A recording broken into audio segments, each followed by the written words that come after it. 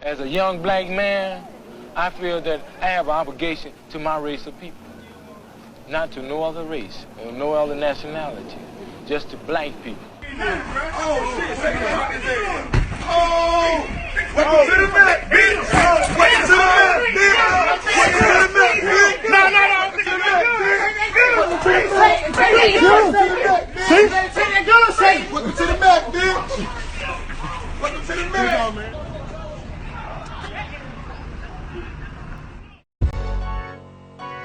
Umbrella. She's up. Whole nother level of shit you can't even understand. What is good, my people? We are live back again with another episode of The Forecast. Now, we have to understand how important our history is, especially our history in America. And this same history has been repeating itself for hundreds of years. And if we don't start understanding our own history, teaching ourselves our own history, because they'll never teach us the truth about our own history, then we will continue to make the same mistakes over and over and over. Now, we don't have to reinvent the wheel. Our ancestors already left us the blueprint. But what we have to do is learn how to put aside our tribal differences, to stop fighting each other over our beliefs. Now, other cultures, they have disagreements, they have fights, but they learn how to put aside their differences when it comes to us. The dominant society learned how to stay on code with whiteness. And we have to learn how to stay on code with ourselves. Now, all the institutions that we say we need to build, we have built time and time again. But what we have to do is learn how to protect it. Sometimes they come in a covert way. Sometimes they come in an overt way. But they will come. And we have tried just about every single way of defending ourselves and trying to get ourselves out of this position. And even though they try to keep it away from us, we have fought back every step of the way. But at the end of the day, power and dominance only respects one thing, equal or greater power. We just have to realize the power that we already possess. And our power comes from a lot more than just turning our other cheek. Now, some people try to make the argument that racism is and has historically been a Southern thing, but it's not.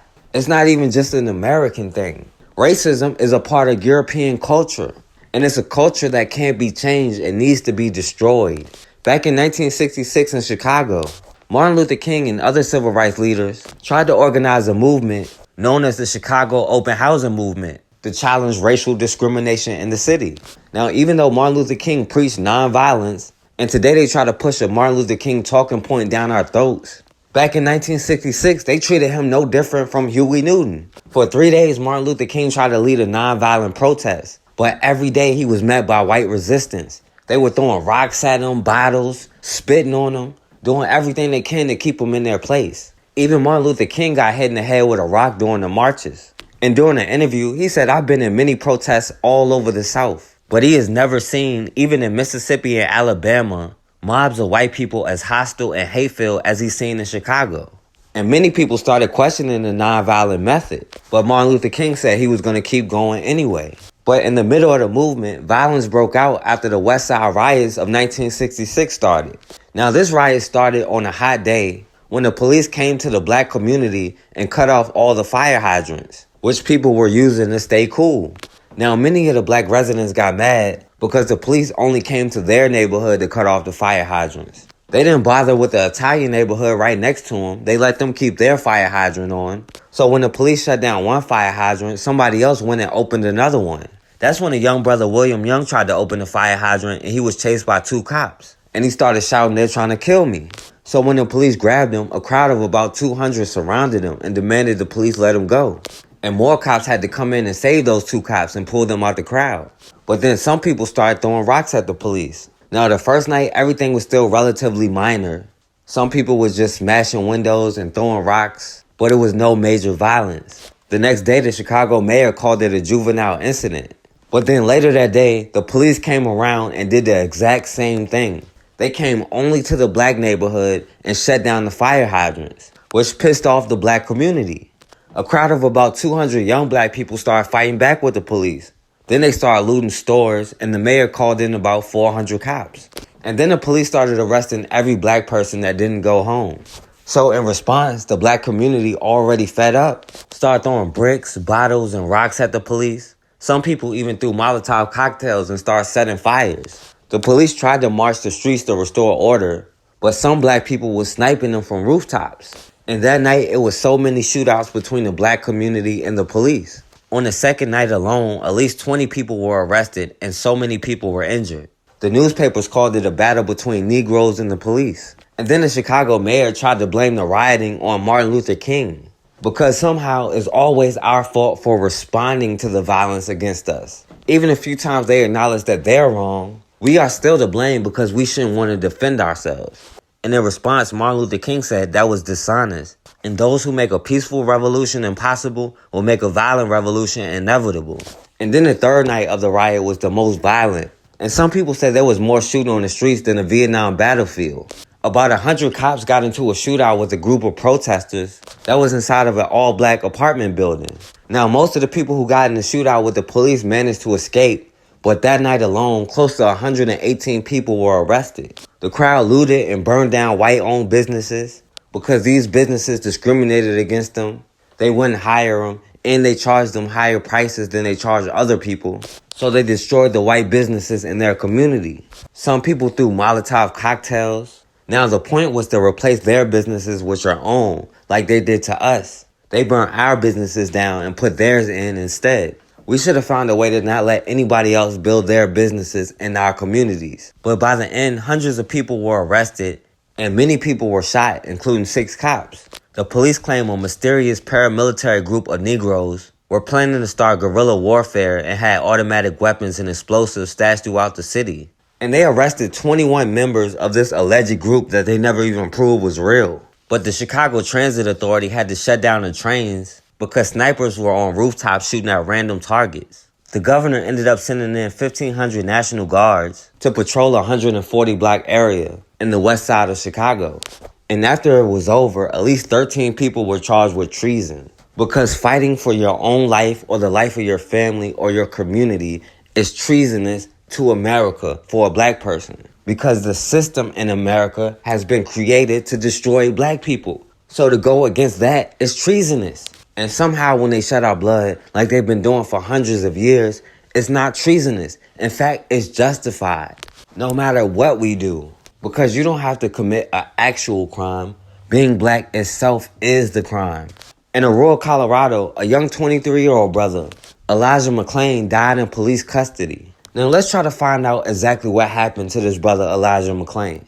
Tonight, a community in Aurora is calling for 3 police officers to be charged with murder, as after a man died after police putting him in 2 chokeholds.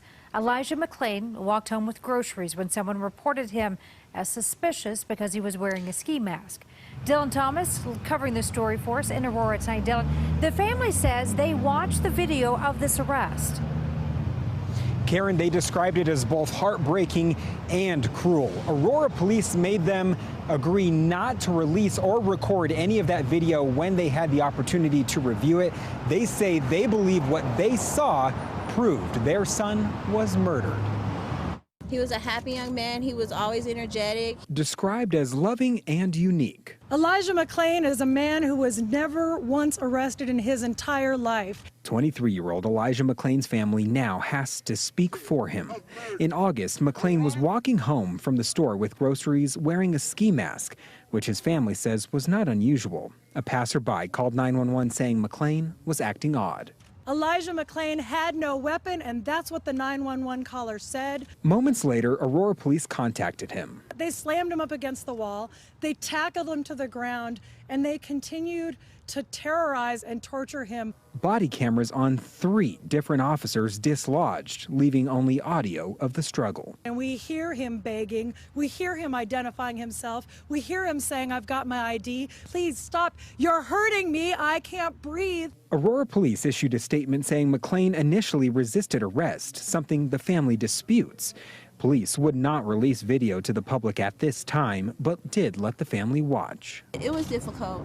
It was very hard to see how everybody reacted inhumane. It was like there was no real compassion or concern in the room. Leading Elijah's parents to call for an independent investigation. You will be held accountable for what you've done. We do not think it fair for those who murder with the badge to continue to hide behind those committed to honoring the badge.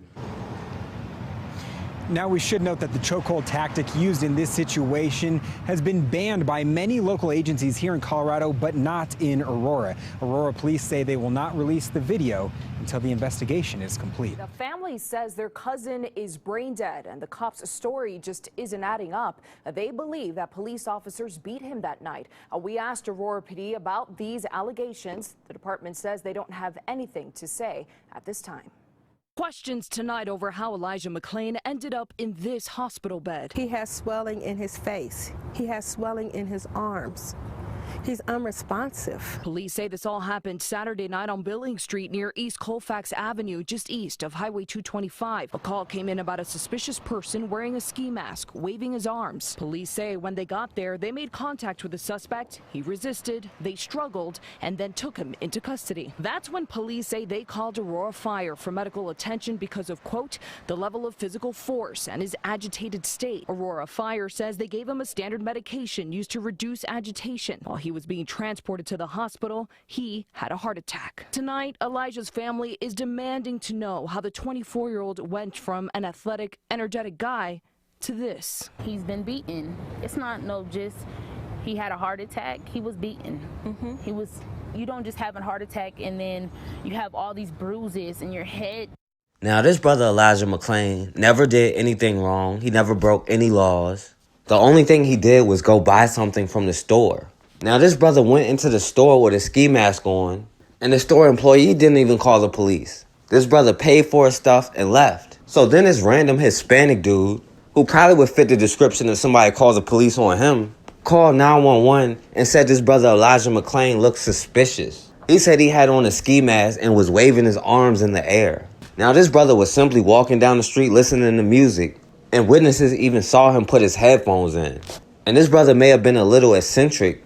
And of course, like everything else, being a little bit weird is a capital crime in America when you're black. So when the police saw him, they claim he didn't stop, but probably because this brother was listening to the music and didn't hear him. But the police automatically said he was resisting arrest. Now, the reason this brother had on a ski mask is because he's anemic and he gets cold really easily, which is the purpose of a ski mask. But when you have on a ski mask, then you really fit the description, even though we still fit the description without a ski mask. But then when the police started talking to him, all he said was, I have the right to go wherever I want to go. So then when the police started touching him, he said, I'm an introvert and please don't touch me.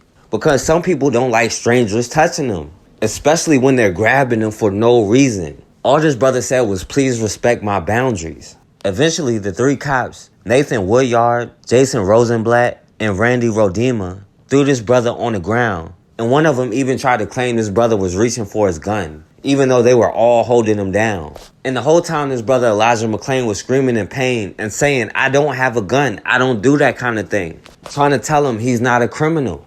And that's when the cop Nathan Woodyard got on top of this brother's back and started using a chokehold, while the other cops started handcuffing him. Now, while they were on top of him, choking him and beating him, this brother started throwing up several times, but they never stopped beating him. And while the police were doing all this, somehow their body cameras magically fell off and wasn't able to fully record it, even though it still got their audio. At one point, one of the cops told the other one to stop pointing his body camera at him so that he wouldn't be seen on video. And then after all that, one of the cops still threatened to bring in a dog because this brother wasn't being still enough for him, even though this brother was throwing up. And then when the paramedics were called in, they ended up injecting this brother with some kind of drug they claimed was to calm him down. And then after they injected him, this brother Elijah Mcclain ended up having multiple heart attacks and died a few hours later after being declared brain dead. Okay, tell me exactly what happened. So there's a guy. He's walking. The what's the opposite of north? South. South, yeah. He's walking south on Billings Street. He has a mask on. Okay. And then when I pass by him, he puts his hands up and does all these kinds of signs. I don't know. He looks sketchy. He might be a good person or a bad person. Yeah. But he has a full-on mask on. Okay. His arms. Yeah. Okay. I'm going to put a call in so officers can go see what's going on, okay? Are you still at that location now? Yeah. Okay. All right. When did this happen? When did you see him?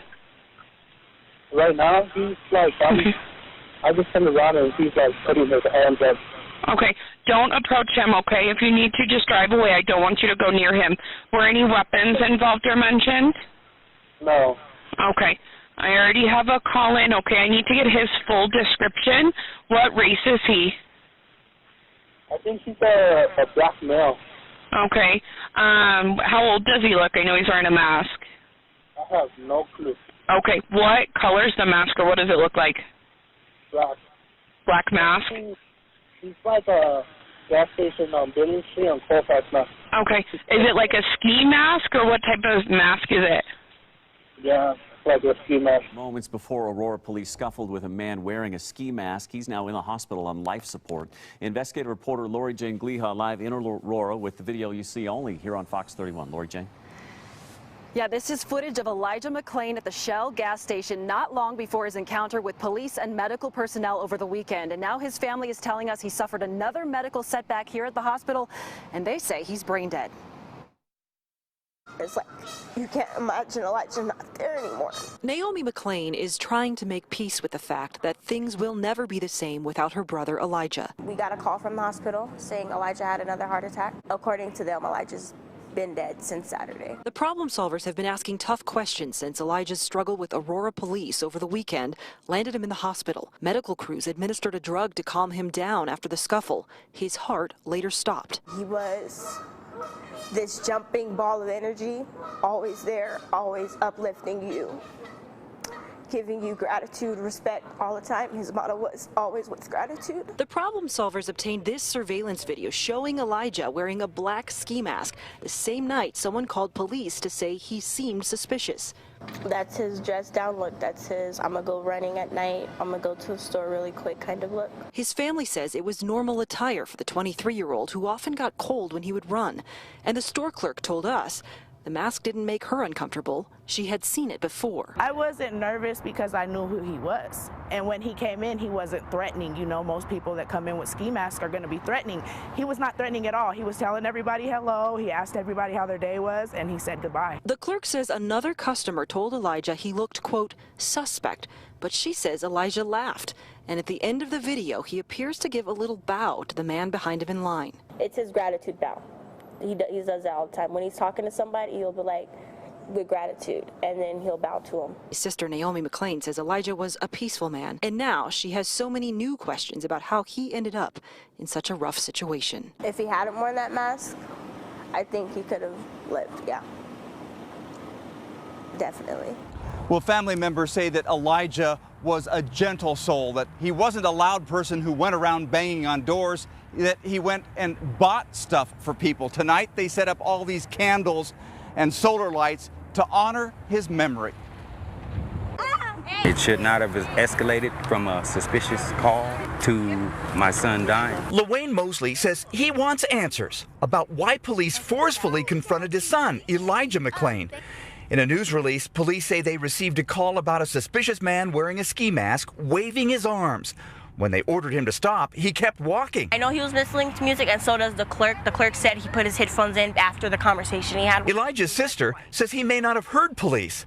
She also says he wore the ski mask to keep warm and was wearing it when he went into the store and purchased tea. Police say he resisted and fought back when they made contact, so they called for paramedics who administered medication to calm him down.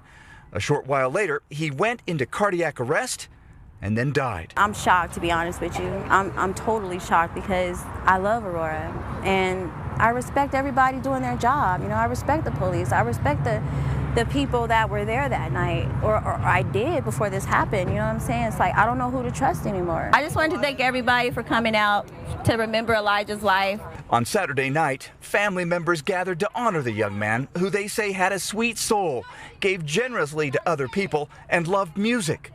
They question why anyone would administer drugs without knowing what someone's reaction would be. Did he have any other medication or any other stuff in his system? No, he doesn't drink, he doesn't take drugs, he doesn't do anything like that. He likes hanging out, he likes being aware of his body, what's in it. Police told our partners at the Post There were no allegations that Elijah had done anything criminal. I would like to see the body count soon, hopefully, so that we can know how it started and why it escalated that far.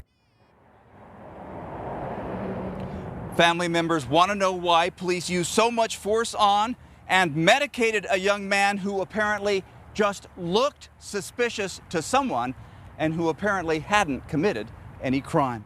Now, they injected a drug into this young brother without permission that people have to sign a waiver before they give it to them. But they decided on their own it'll be okay. Not caring how it would affect him or if he was allergic to it, they just shot this brother in the neck with some kind of drug.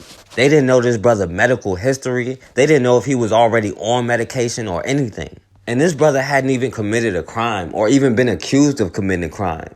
He had only been accused of looking suspicious. And he was only suspicious because he had a ski mask on, because the brother gets cold, because he's anemic. And now these cops get their paid vacation. And then after the autopsy didn't say any specific cause of death, all the cops were cleared of any wrongdoing. His death in police custody has sparked protests and calls for an investigation. Thank you for joining us. I'm Jacqueline Allen. And I'm Tom Mustang. Glad you're with us tonight. A new autopsy report is shedding some light on the death of a man police say they were trying to restrain. Denver 7's Lance Hernandez has that report. And Lance, still a lot of questions. That report says Elijah Mcclain's death could have been accidental, natural, or homicide. A pathologist couldn't make a determination. Now, there were abrasions on his face, back, and legs, and hemorrhaging around his neck, but no determination as to whether a carotid hold contributed to the young man's death.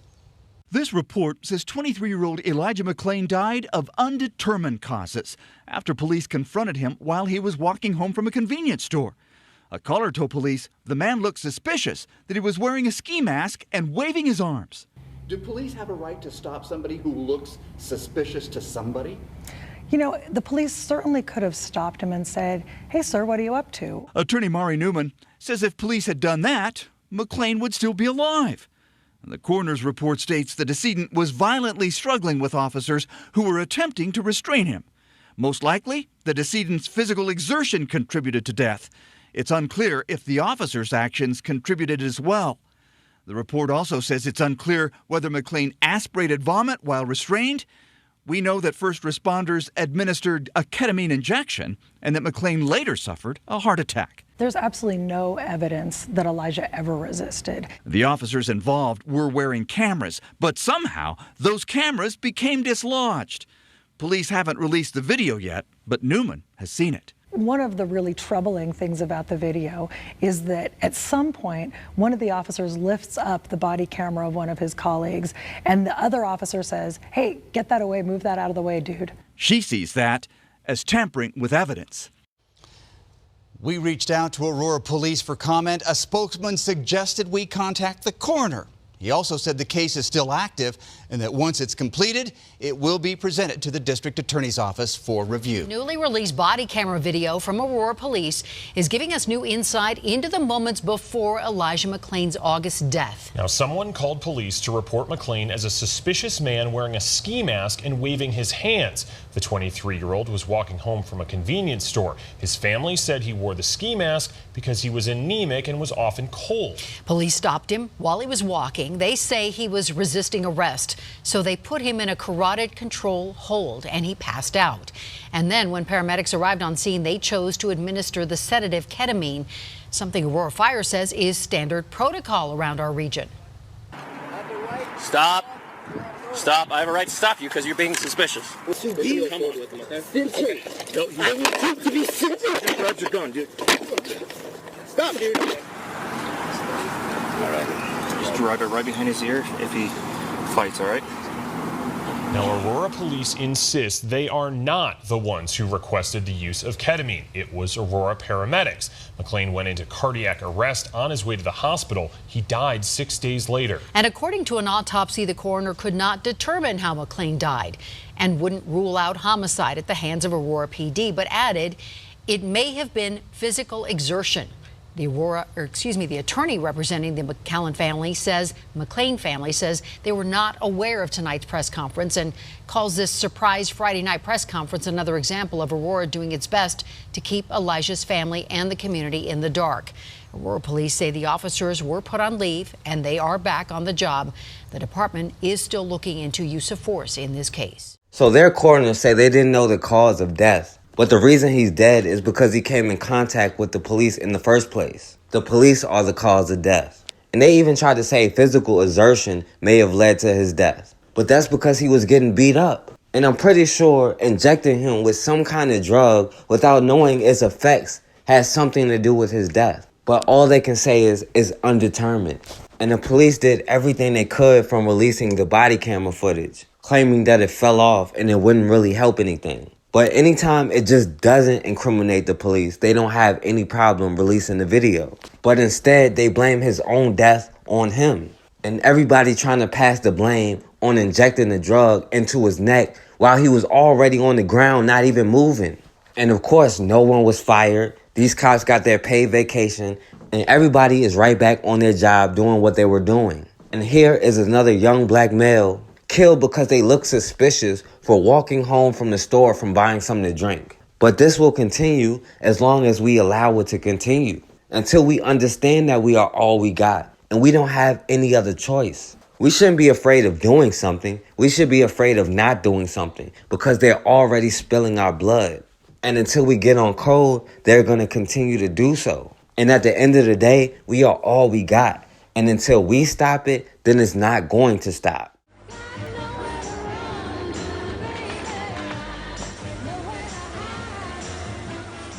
A day later, the movement's plans were interrupted. The oppressive July heat had fueled growing tension in the city. When officials closed fire hydrants in a black neighborhood, tempers flared. Leaders of the freedom movement mobilized quickly. The future of their nonviolent campaign was at stake. Dr. King and I and Andy drove around trying to persuade, particularly young black people, that they were, one, not helping the problem. We understood their frustration. We were trying to address it and find avenues for that energy and frustration and anger to be challenged in a constructive way, and that the most dangerous situation was that the police would overreact and they would in fact be physically hurt or damaged or end up in jail. The battle on the streets continued for 4 days. 2 people were killed. But Chicago was spared the devastation that had hit Watts a year earlier. Some credited King and the freedom movement. Mayor Daley felt otherwise. The mayor did feel that there was no need for outsiders to stir up the troops in Chicago. And therefore, I think his natural inclination was to say, well, we have never had these things before. Now they're happening. What's the explanation? It must be these events and these people and the way they're doing things that was responsible for the rioting that took place. We are trying to conduct a nonviolent movement here in Chicago, and we're going on with that program, but we need support. There's no point in the power structure and anybody else saying that because we are peacefully going around trying to change conditions that we are the cause of the riots. That's dishonest. It is untrue. It is unfair to say it to the public, because we have stood up for nonviolence with all of our hearts. And those who will make this peaceful revolution impossible will make a violent revolution inevitable. And we've got to get this over. I need help. I need some victories. I need some concessions to take back. Launch a series of marches into all white suburbs. By moving north and by concerning itself with equality in housing and employment, the civil rights movement began to encounter increased resistance, the so-called white backlash.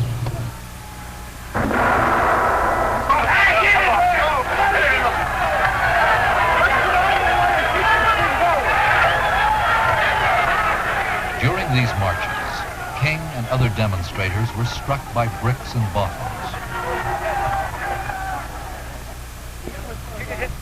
Oh, I've been hit so many times, I'm immune to it. How do you feel about this reception? Well, this is a terrible thing. I've been in many demonstrations all across the South, but I can say that I have never seen, even in Mississippi and Alabama, mobs as hostile and as hate-filled as I've seen here in Chicago. Caught on a police body camera, an Aurora officer uses a horribly racist slur. The police chief fires him, but tonight that officer is back on the job. Good evening and thanks for joining us. I'm Ann Trujillo. And I'm Shannon Ogden. Chief Nick Metz is condemning the comments and talking with Denver 7 because he says he owes the community an explanation. Now, before you watch this story, we want to warn you that what you're about to hear is very offensive, but it's exactly what was said. And here is Liz Gilardi with the video and the chief's response.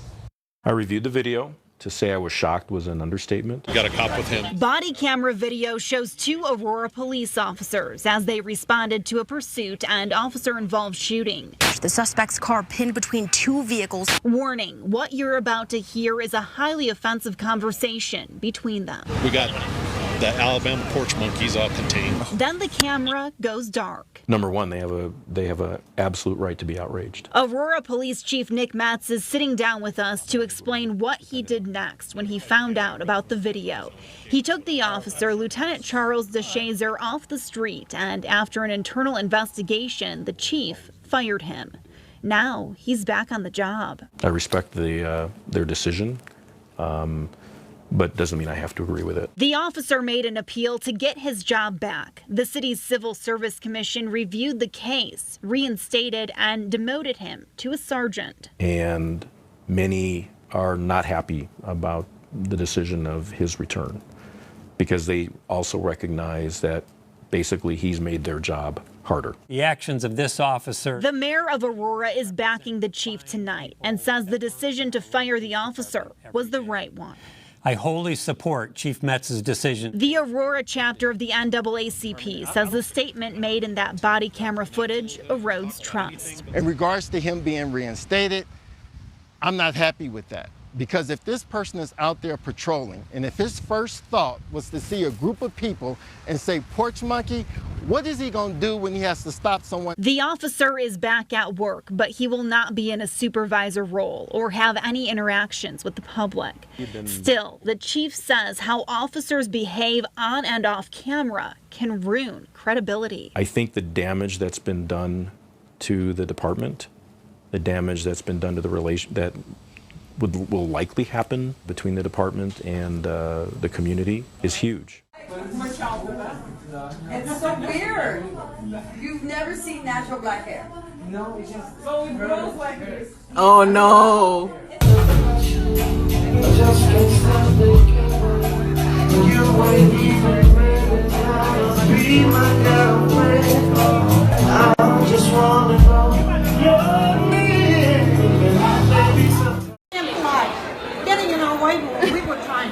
This is our military. Don't you take a picture of me. You do not have the right to take a picture of me. I do. Do not take a picture of me. Hey. It's wrong. I'm trying to have them hands off him. Ma'am. Put that phone down. Oh, shit. Ma'am. Oh, don't do it. First of all, I'm pregnant. Look at me. I'm pregnant. You're pushing a pregnant lady. Well, my husband is handicapped.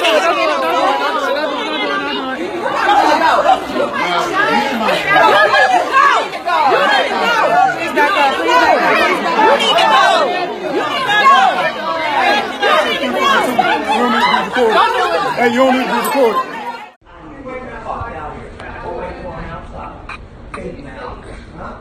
Big mouth. Fuck you. And make that nigger do her job. You're a fat ass nigger. And you can't do your job. You're a fat ass nigger. You discriminated against us. And she was told, you were told to wait on us. And you won't feel it. Bro, that motherfucker said that 3 times. I literally feel my heart race about someone stopping me.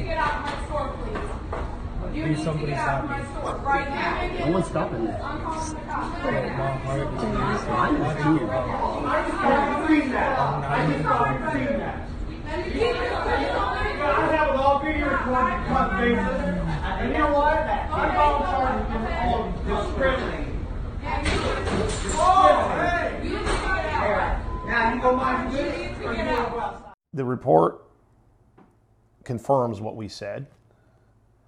It's really sad it's taken this long for us to get to this point. For 3 years, John and Julie Cochran of Hampton say they brought concerns to school administrators that their young daughter was being racially bullied, but it did not stop. Now, an independent administrative review finds that racial bullying did occur and that procedures and communication with parents was lacking. It brings validation that we called to light something that was affecting our child's safety in a school environment. We know that those events created an environment that we don't like, quite frankly.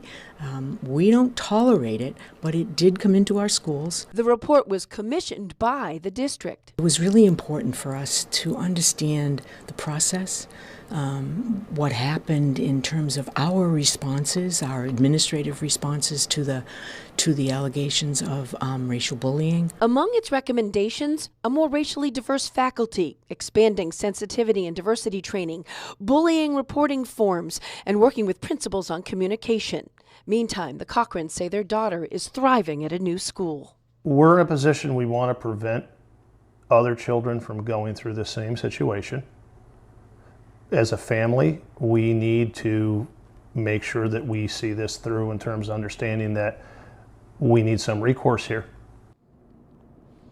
The Cochrans and the district are also awaiting the results of an investigation by the Department of Education's Office of Civil Rights. There was outrage over this photo showing a McDonald's coffee cup with a vulgar anti-police message, "Blank Pig." A 23-year-old rookie police officer claimed he went to the drive-thru at this McDonald's in Junction City, Kansas, and got more than a cup of Joe. The picture went viral when the police chief posted it to Facebook. But it's now come to light that the entire incident was a hoax. The rookie is admitting he wrote the note himself, and the police chief is both embarrassed and really upset. This was completely and solely fabricated by a Harrington police officer who is no longer employed with our agency. The hoax began to unravel after the McDonald's franchise owner reviewed surveillance footage from every angle at the restaurant and found no evidence that one of his employees had written the vulgar message. It was then that the rookie admitted he made up the story. I hope he understands the magnitude of the black eye that this gives the law enforcement profession from coast to coast.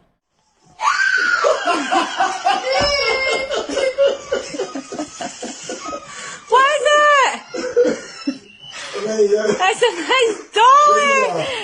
That's a lovely doll. Look at those blood.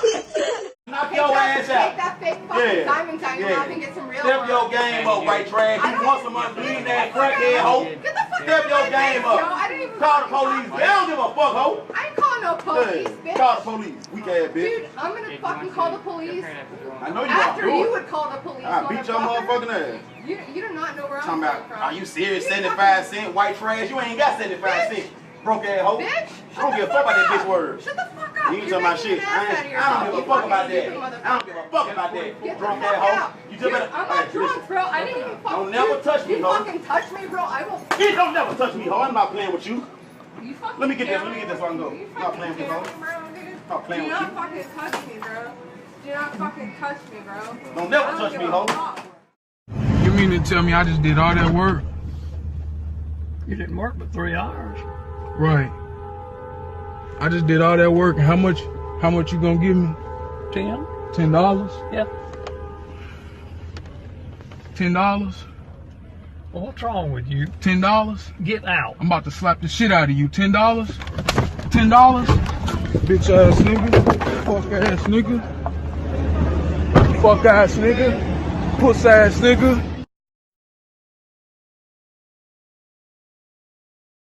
All right, and we back on the forecast. Now, when we do look at our history, I'm not the first one to say any of this stuff. We've been saying it for a long time. And not only have we been saying it, we've been taking action. The difference between now and back then is we have the illusion of inclusion. Now, a lot of people know about Red Summer of 1919, but they don't really talk about the long, hot summer of 1967. By the mid to late 60s, people were getting tired of this nonviolent movement. They were tired of getting their ass whooped and not seeing any benefits from it. They started to realize when they fought back, they actually started seeing results. People like Stokely Carmichael, who they accredit with being the first to popularize the term Black Power, even though he isn't the first one to say it, began to come out and make speeches about fighting back, taking what is yours. They began telling the people the only way they'll get justice is if they take justice, by any means necessary. They tried to blame most of the violence that year on Stokely Carmichael, but not on the police brutality and the racist system that they have oppressing our people. It can't be that. It has to be Stokely Carmichael making speeches about it. And when the people begin to organize and take action, that's when they got results. Now, to counter our unity and our determination, they started pushing integration. And now with the illusion of inclusion, we'll be quicker to align with other groups rather than our own. But in 1967, the people understood the only way they could stop force is with force. In New Jersey, the Newark riot started after a taxi driver, John William Smith, got beat up by the Newark police. Now, the police pulled this brother over because he drove around a cop car that was illegally double parked. And I'm pretty sure being a cab driver, he was out there trying to make some money. But these two cops, John DeSimone and Vito Pontrelli, I guess felt disrespected. And after they pulled him over, one of the cops ended up beating him up. Then they drug him back to the police precinct and charged him with assaulting an officer. And they charged him with making insulting remarks and tailgating, simply because he drove around the cop who was double parked illegally. Now, since it was a hot summer night, many black residents were already outside, and they saw the police dragging his brother back to the police station after they beat him up. And a lot of people got mad, and the word started to spread. Rumors even started spreading that the police had killed his brother. So then at about 11 o'clock that night, a peaceful protest was organized outside of the precinct. Now, some people said the police came out and confronted the crowd, and some people said the crowd started throwing bricks and bottles and rocks at the police first. But at some point, a battle broke out between the people and the police. At about midnight, 2 Molotov cocktails were thrown at the police precinct, and then the crowd started looting and destroying local white businesses that were in their neighborhoods, which they should do, but they need to replace those businesses with their own, like white people did when they destroyed black businesses and put their own in there. Now, some of the members from the organization CORE ended up getting the cab driver, John Smith, transferred to the hospital. And for the first day and a half, the uprising was mostly just looting and not too much violence. And the next day, even though the mayor called it isolated incidents, the governor still called in the National Guard. So then around 6 o'clock that day, a group of protesters organized on the streets, and they happened to be blocking traffic. Now, some of the civil rights leaders tried to break up the crowds, but some of the civil rights leaders were seen as sellouts, because they often took compromises that didn't benefit them or the people. So then some people started yelling Black Power, and the looting started again. Now, when they started looting, the police and the National Guard were giving orders to open fire on them. And when the National Guard got there, that's when things got real deadly. The police and National Guards used false reports of snipers on roofs just to go around indiscriminately shooting at black apartment buildings, shooting at the top of the buildings even though nobody was there. And the shooting and fires lasted all night, and a lot of people just stayed in their house. But it was mostly the police doing the shooting, and they were killing innocent people that was just outside. At about 4 o'clock in the morning, one black person was shot in the back and killed while he was running away from police, even though he was unarmed. By the morning, at least 5 people were killed and 42 people were arrested, and countless people were wounded. So the next day, over 3,000 more troops from the National Guard and 500 more state troops ended up being called in. They started to form convoys and hunt down black people throughout the city. And anybody they shot, they just labeled a looter, whether they were or not. One black woman, Rebecca Brown, was shot with a barrage of bullets, which made the black community even more angry. Another black woman, Louise Spellman, was shot in the neck and killed while she was in her own apartment cooking. And all she did was look out of her window, and the National Guard shot her. The police claimed they mistook her for a sniper they were looking for, a sniper that they never found or had evidence existed at all. Another 10-year-old boy was shot while he was sitting in a car by a stray bullet at a National Guard checkpoint. Another brother was killed just walking out of the store with a beer in his hand. One 19-year-old brother, James Rutledge, was shot 39 times by police as he was trying to surrender. And every day during the riot, the bridges leading into Newark was shut down at 6 o'clock and closed until the next morning. After 6 days of rioting, around 8,000 cops and National Guards were brought into the city, and around 1,460 people were arrested. over 700 people, mostly black people, were reported injured. And there was at least $10 million in property damage. And by the end, 26 people, all black people, were killed. And they were all killed by the police or National Guard. For 3 days, the National Guard instigated most of the violence and shooting at people, including killing another 11-year-old black boy. One person said it became clear it was the police doing the riot and not the people. But of course, the people who did all of the killing were not punished. And the whole thing was blamed on the black community responding to police violence and racial discrimination that they have no problem admitting now, but they use the same talking points that they use today to try to say it didn't exist in the 60s. Instead of blaming themselves, they blame people like Stokely Carmichael. They blamed it on groups like the Black Muslims, as they called them. But not one time did they blame police brutality or this racist system designed to destroy us. And today, the exact same thing is happening. We just have the illusion of inclusion. And we have less unity than we did in 1967. In St. Louis, a brother, Cortez Bufford, was shot and killed by the St. Louis police. Now let's see how this brother ended up getting shot and killed by the police. We are hearing for the first time from the family of a man shot and killed by a St. Louis police officer last night. It happened in the Carondelet neighborhood near the intersection of Bates and Virginia. The family spoke with Arjuna Barnes exclusively, and they say they have questions about how their son died. Every morning I cook Cortez breakfast. Every morning we sit down and we eat breakfast together. I don't have that anymore. Friday morning was the first morning Antoine Bufford couldn't have breakfast with his son. That officer took that away from me. Cortez Bufford was shot and killed by a St. Louis police officer Thursday night after he stopped by this BP gas station with a friend. Police say an officer stopped him to perform what they call a pedestrian check, and Bufford took off, running into a gangway. Chief John Hayden says the officer shot when Bufford pulled out a semi-automatic gun with an extended magazine and refused to put it down. Yeah, the officer saw a weapon. The officer is not sure whether or not the suspect fired. Bufford's family has questions about the police account. He would never pointed a gun at an officer. Bufford's dad says he knows why his son ran from police. Because what happened to him before. In 2015, Cortez Bufford won a $20,000 judgment in a lawsuit against police because an officer turned off a dash cam that recorded police kicking him and using a taser during an arrest. Last month, he was charged with marijuana possession and resisting arrest. And Thursday night, police say they found narcotics at the scene. He probably had some drugs on him. They say he did. But Antoine Bufford says his son didn't deserve to die. We've asked St. Louis police for a response to the Bufford family's claims. So far, we have not heard back. So the police were responding to an unrelated call, and they saw this brother Cortez Bufford, who hadn't committed any crime or even been suspected of committing a crime, simply walking out of a store. And they decided to approach this brother in what they call a pedestrian check, which is basically stop and frisk. And people usually wait until they run for president to admit stop and frisk is wrong and racist. But the police decided to do it to this brother. And when the police approached him trying to violate his rights, this brother took off running. Now, the police said when he ran, he tried to climb a fence, but he couldn't. So they claim this brother pulled out a gun and pointed it at the police. Now, this brother never opened fire, so I don't know why somebody would pull out a gun and point it at the police and not open fire, if you're gonna go that far. But even though the police said they don't remember him firing any shots, they opened fire on him several times. Now, this brother Cortez Bufford dad said he know he wouldn't have pointed a gun at the police. And his brother wouldn't have got in trouble for the gun in the first place because the gun was legal. And then he said his son ran because it turns out in 2015, this brother won a lawsuit against the police after he was kicked, beaten, tased, and everything else by the police on video. Next tonight to the dash cam video under the microscope now, many pointing to what you can hear from one of the officers. Here's ABC's Steve Osunsami.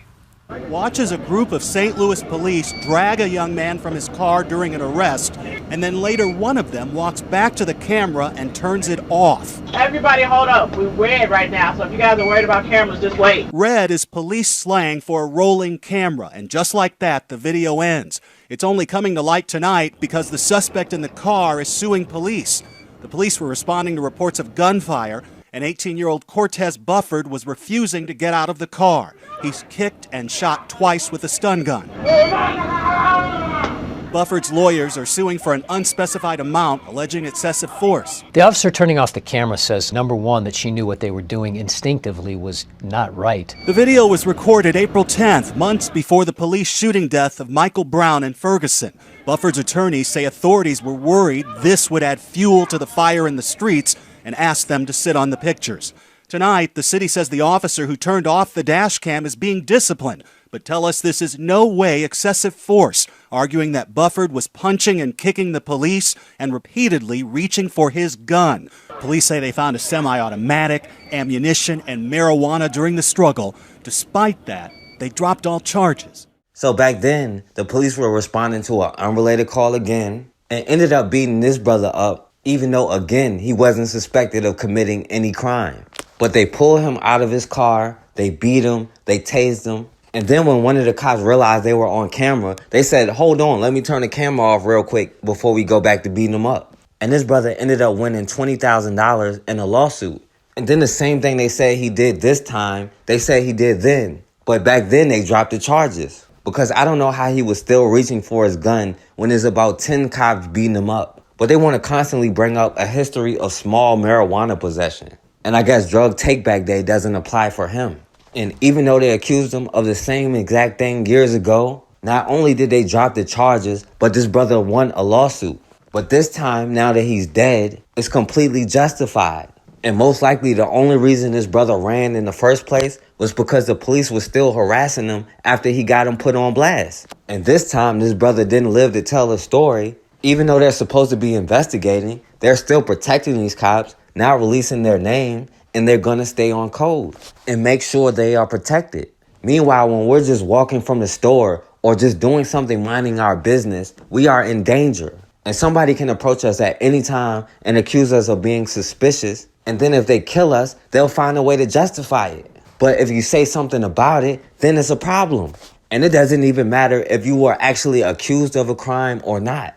In Memphis, another brother, Antonio Smith Jr., ended up getting shot and killed by Memphis police. Now let's see how this brother ended up getting killed by the police. All right, breaking news off the top from overnight. An officer-involved shooting in Fraser. This is Good Day Memphis. I'm Kelsey Cairns. The shooting happened around 11:30 last night when officers were responding to a prowler call in the 3600 block of Hallbrook. This is where we find local 24 News reporter Jalen Sochek in Fraser this morning. So, Jalen, what have you learned so far? Yeah, Kelsey, we know that one man is dead following an officer-involved shooting. Right now, we are along Watkins Street right behind us, and this is Corning Avenue. Police have us pushed back all the way here, about a quarter mile from that scene. But still, as hours after that call, there's still a massive scene here by police. The TBI, who is handling this investigation, has identified the man killed as 51-year-old Antonio Smith. Police Director Mike Rawlings said when officers were originally responding to that unrelated prowling call at 11:30 last night, that officers then heard a loud disturbance involving 3 people across the street, and that's when officers approached. A preliminary investigation by the TBI states Antonio Smith, who the report says was armed. He did not comply with officer commands, according to the TBI and reports from the scene when they approached. The TBI reports 2 officers fired their guns, killing Smith here on scene. As this investigation continues, the TBI has not said what Smith is accused of being armed with at the time of the shooting.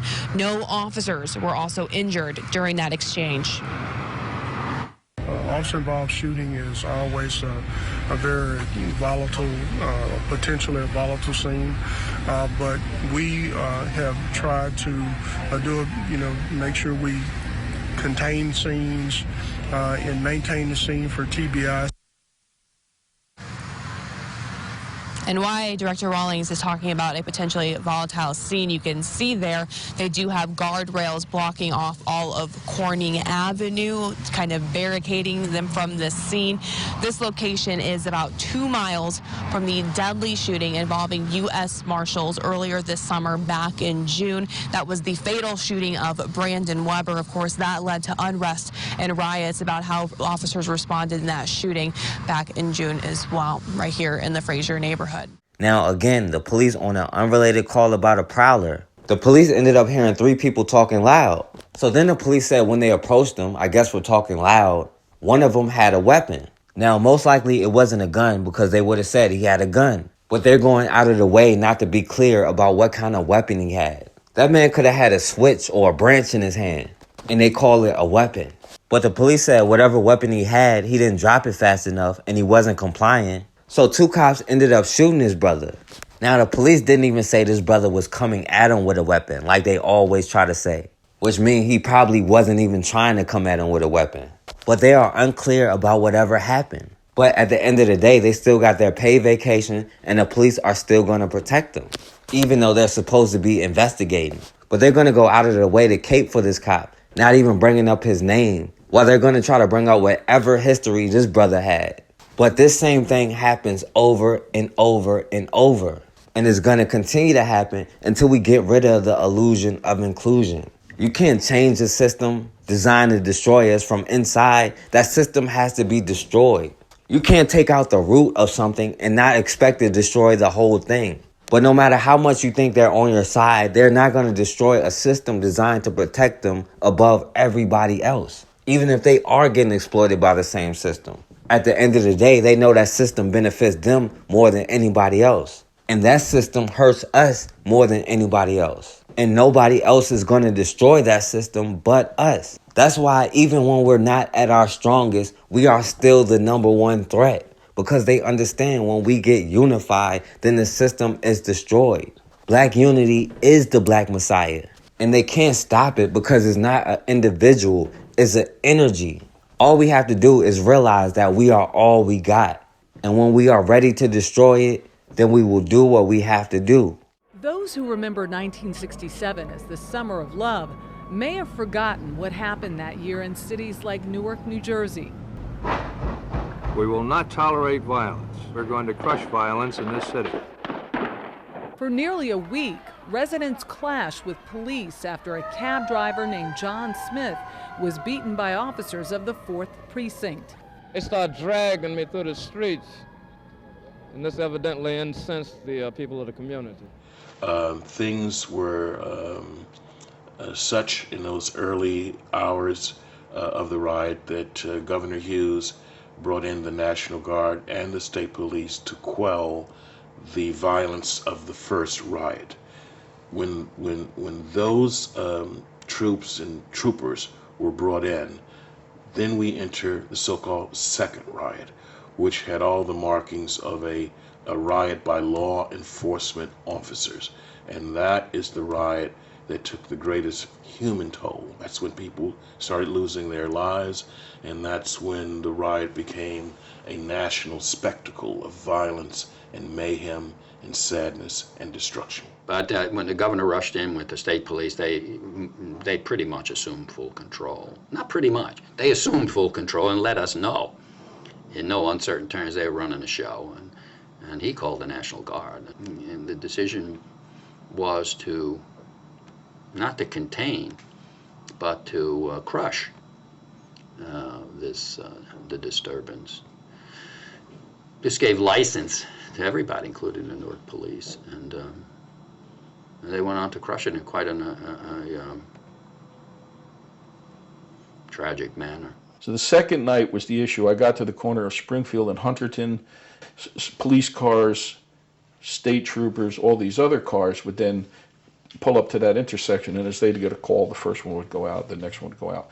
This not only made it a bit of a target if there was going to be shooting, actually. And so in the end, there were tremendous amounts of ammunition fired from that intersection at nothing in particular. I mean, indiscriminate, incredibly, raking the roofs of these projects with machine gun fire. Most people stayed in, and kids stayed in.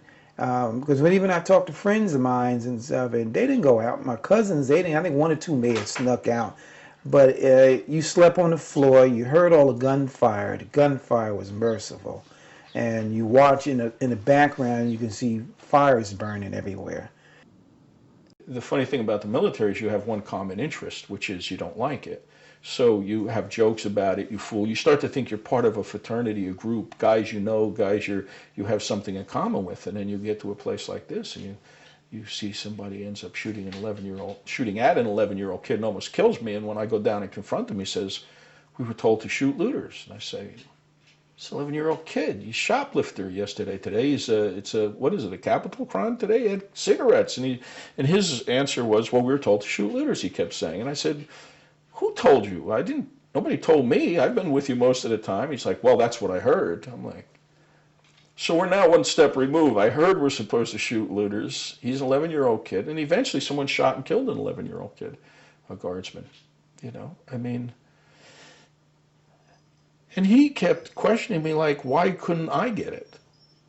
And then I really did have doubts. I started to think, gee, I didn't think I was that different. Why would I suddenly not shoot?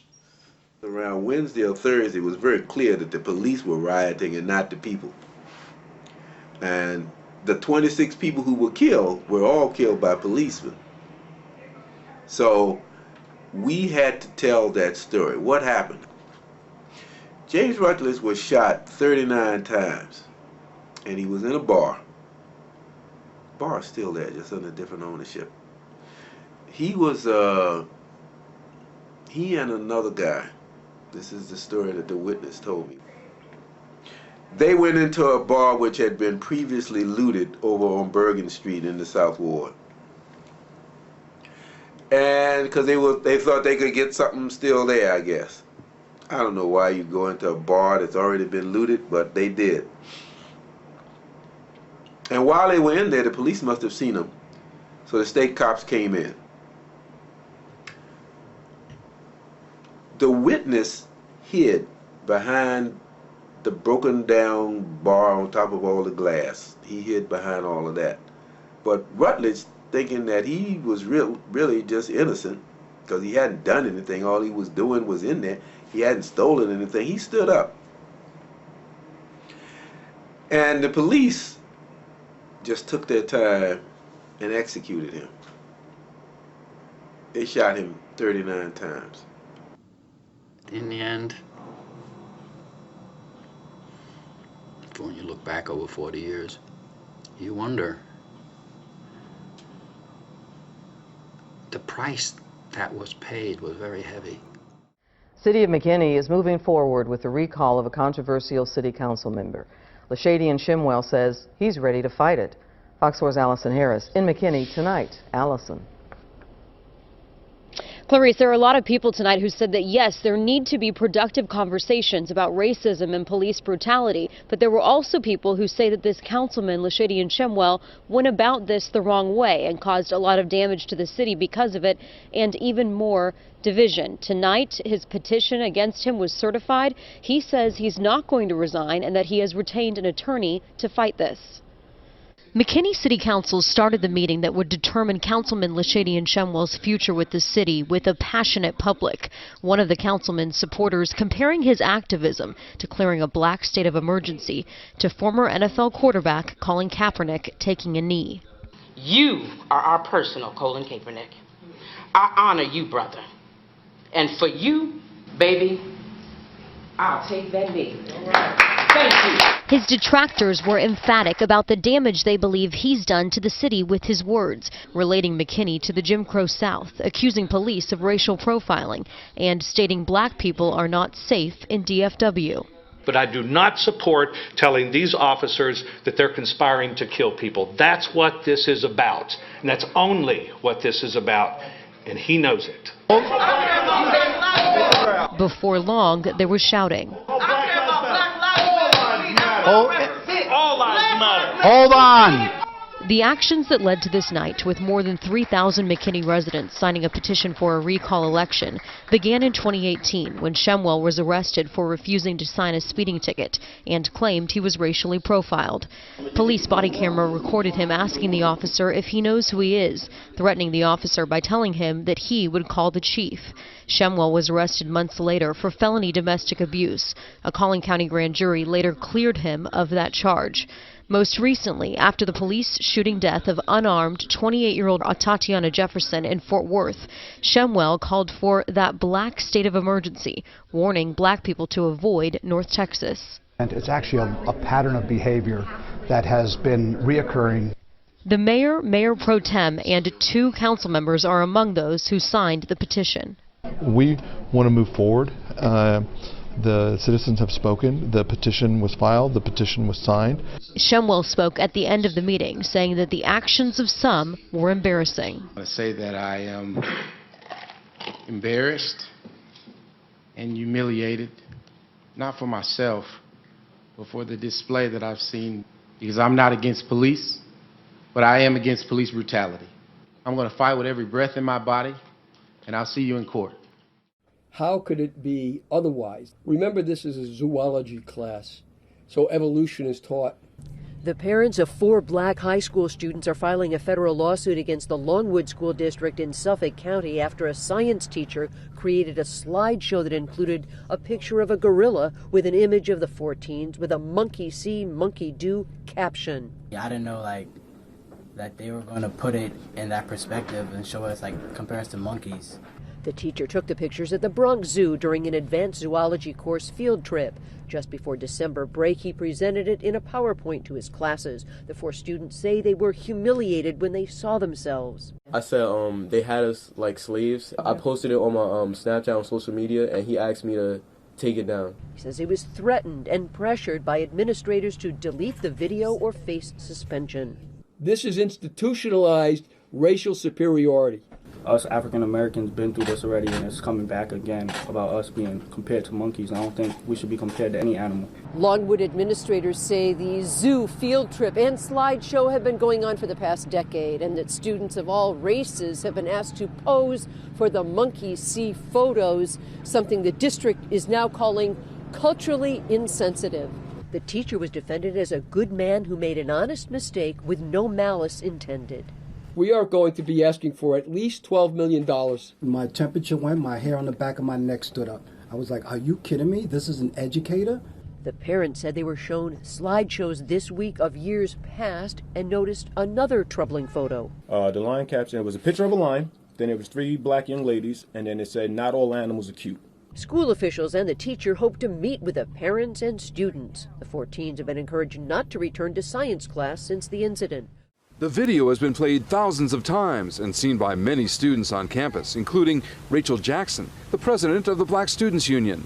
She told us today it made her angry at first, but then she says it made her realize that incidents like this happen more frequently than you might think for students of color. It took these videos for people around campus to actually be aware of what's going on, because this isn't only a one-time thing. This is just the incident that actually got on video. There's so much more that's happened around campus that doesn't make, especially the black community, feel welcome. Other minority students we spoke with today told us the video reinforced feelings of not being fully accepted on campus. I was very angry, very disappointed, and I was kind of ever since I was a freshman, I was kind of waiting for something like that to happen, because Rockland kind of has that reputation of not being that diverse and all that. About 2/3 of the student body at Rockland High School is comprised of Caucasian students, while just 1/3 are minority students. The school has been focused, though, on getting out this message. Well, one that it won't be tolerated, but one, how proud I am of our Rockland High School community. It was our school community that notified us. When they heard something, they said something.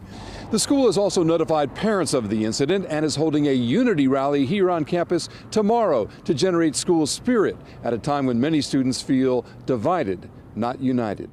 Woodford County High School is launching an investigation after finding a racial slur written in the water across a coach's window. LEX 18's Eleanor Buckley has more on how the school is handling the situation and reaction in tonight's big story at 11.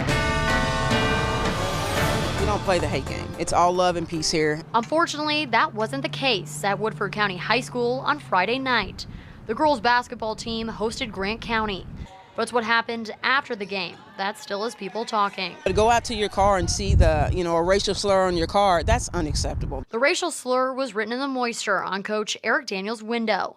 It's his first year coaching the Lady Jackets, but he comes to Woodford County with plenty of experience. He played for the Wildcats in the early 2000s. He is a great role model, and he is a class act, and I just hate that he had to endure this. Woodford County High School's Fellowship of Christian Athletes leader Bug Brown is now leading the charge to rally behind Coach Daniels. She's encouraging the entire community to come together and show their support for him by filling the gym for the girls' next home game on the 11th. We want everybody in our community, to wear black and gold and wear it proudly and show Coach love, not hate. This is his first year in our school as a coach, a head coach, and that's not acceptable. That is not who we are at Woodford County, and that's not what we're going to become. Woodford County High School released a statement about the incident saying, quote, "It's our highest priority to ensure the safety and security of our staff and students, which includes maintaining a welcoming and inclusive atmosphere," end quote, which is why they're working with law enforcement to figure out who did this. Brown says the school is taking the right approach by handling this seriously. I'm glad that they didn't blow this off or sweep it under the rug, that they are investigating what went down. And so that is a huge step in making something bad right. In Woodford County, Eleanor Buckley, LEX 18 News. LEX 18 also spoke to the superintendent of Woodford County Schools, who says they are currently reviewing surveillance video and they hope to have a better idea of who was involved come Monday. Weighing down the Calgary Flames isn't just their poor performance this season, but now accusations of racism swirling around their head coach. Unacceptable, not only in hockey, but in the world. Gain a little room on Fowler. Plays it, they score! Alou gets his first NHL goal! The allegation from former NHL player Akeem Alou that Bill Peters, quote, dropped the N-bomb several times towards me in the dressing room in my rookie year because he didn't like my choice of music. This type of allegation is repulsive, I guess would be the word I would use. So now it's my job to find out exactly what's taken place. The team and the NHL both are investigating the accusations, which date back 10 years, when Peters and Alou were with a minor league team. Peters wasn't at practice today and hasn't commented on the allegations. But throughout the day, others came forward with claims that they too were mistreated by the coach. Back when I played, it was definitely there. The first NHL player of South Asian descent, Robin Bawa, had to fight through discrimination himself and says players are more vocal now, but understands why they keep quiet. If you're on the verge of, making it or not making it, you don't want to upset the apple cart. Former veteran NHL player George Larocque says he faced racism in minor hockey. But other than that, the N-word itself, I've never experienced anything about the N-word. Inclusivity in hockey has been in the spotlight since early this month, when Don Cherry sparked outrage with these comments. You love our way of life, you love our milk and honey, at least you could pay a couple of bucks for poppies or something like that. He was fired by Sportsnet, but some say whether Peters meets the same fate, racism in hockey is a much deeper problem. Getting rid of one coach really doesn't solve the problem for all the other players coming up in the pipeline. Peters remains on the team but won't be behind the bench for the Flames game tomorrow night in Buffalo. Okay. You got that frustrated because you can't do math? You don't know how to make a transaction? That's pretty sad. Okay. Okay. Who are you talking to? I'm talking to you. That's interesting. Okay. That's just lovely.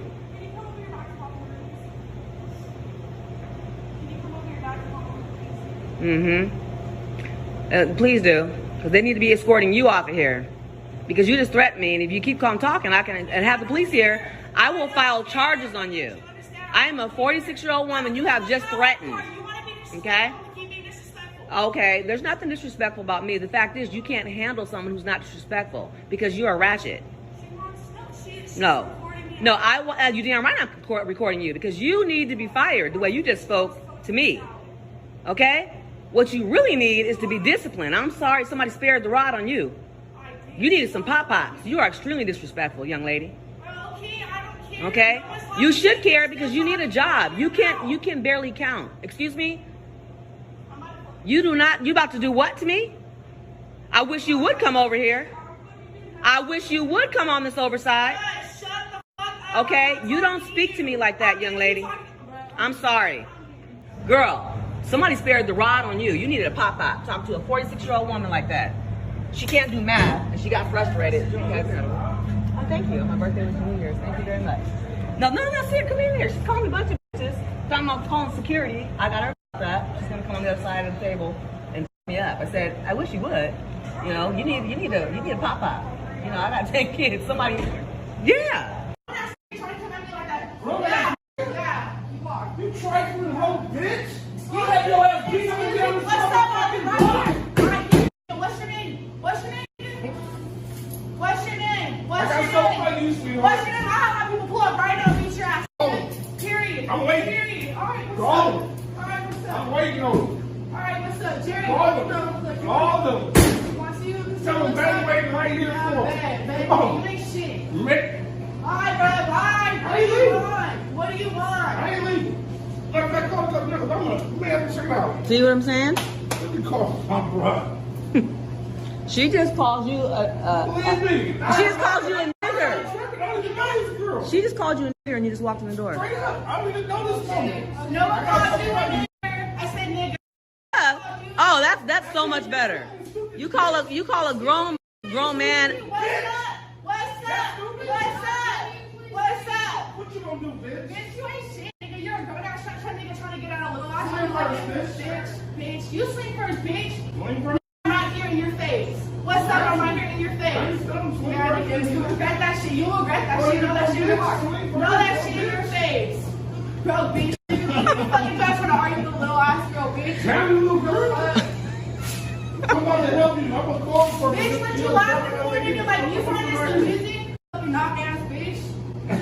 Fucking straight knock. Bitch, I'm gonna have my bitch drag this bitch over there. Bitch, drag the nigga out right here. I'm gonna wait right here, too. Bitch, right here. You can stand right here. I don't care. What are you doing? I'm gonna call you a boy. Call him. Tell him that nigga stand right here. He's coming right now. Tell him bank waiting. He's coming right now. Tell him bank waiting right out here. I'm right here. He's coming right now. He's coming right now. Let me show this shit what I'm about. Hey! What? I don't know, he's bringing help people. This young lady is calling a grown people a bunch of niggas and niggers.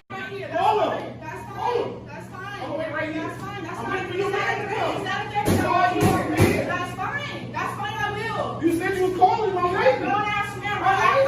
I'm waiting. It's terrible. I'm waiting. Go back in there, dude.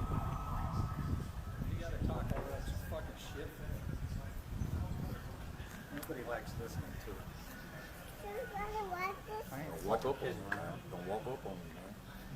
Walk up on me. You're the one that invited me down here. Go back in there. What's happening? Go back in there. Hey. Or what? Or what? How about just fucking cool it on her? Or what? Like I need to fucking sock you up? Do it. I don't have to. I don't have to. Do it. Make your move. Make your move, devil. Make your move. I'm the devil. Do it. Make your move. You're the one talking all the hate. Make your move, bitch. Make it. Go back in there. I'll let you do it. Fuck that. He stepped on my foot. Come on, get your son. You might as well go. Well, just no. Don't get in this. I'll just slap. You slap you again. Get your another. Don't step in this vicinity. You walk up here. He invited me down here. Step on my foot. Go, Daddy. Well, I'll make my space again. Come on, get your another one. I'm just going to call Kyle. Call him. I got you on tape. Got you on tape, devil. Got you on tape, devil. Come on, move out the way. Move out the way. You're the one talking hate. I ain't said nothing to you. Yeah, I said nothing to you. You open your mouth and talk to me. You open your mouth and talk to me. You open your mouth and talk to me. I ain't said nothing to you. You instigated this situation. You instigated. Now come get your son. Get you another. Huh? Take this up there to your wife. Get your son. Come on. Fucking hate. What up, dog? I ain't shit. Dog. Devil. Devil. You a fucking cracker devil. I'm part red.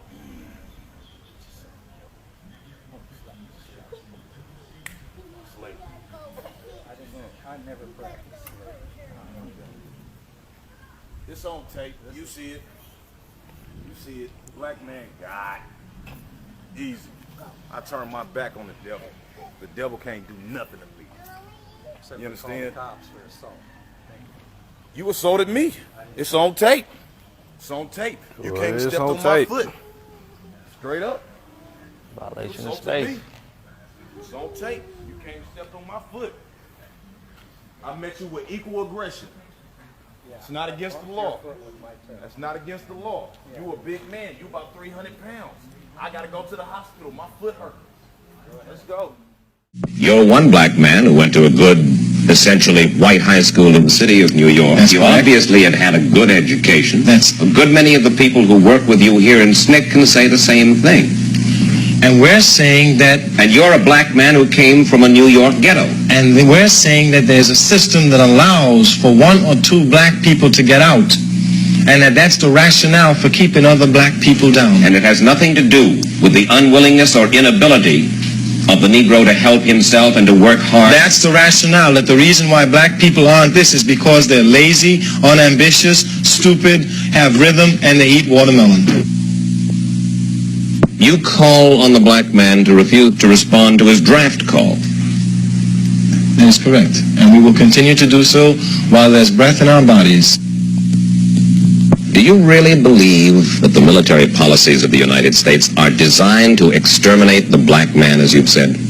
I most certainly do. I look at the recent statement by racist McNamara, who says that 30% of the people that are going to be drafted now under his new system are going to be black people. And that's nothing more than black urban removal.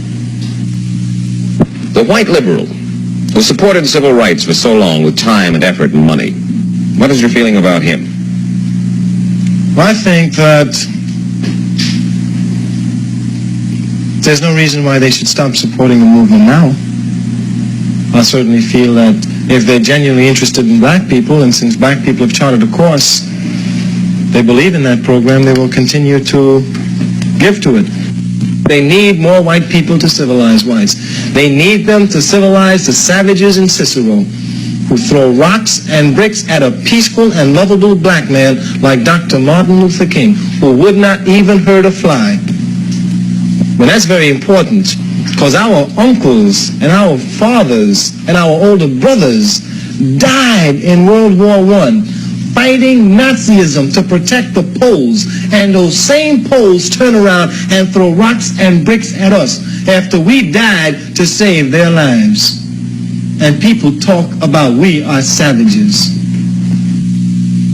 Mr. Carmichael, if you had the chance to stand up in front of the white community and say anything you desired, say to him, understand me, white man, what would you say?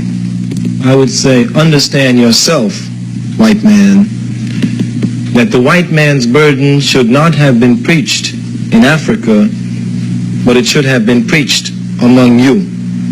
That you need now to civilize yourself. You have moved to destroy and disrupt. You have taken people away. You have broken down their systems, and you have called all that civilization.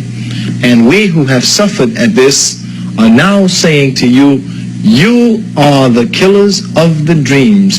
You are the savages. Yes, it is you who have always been uncivilized. Civilize yourself.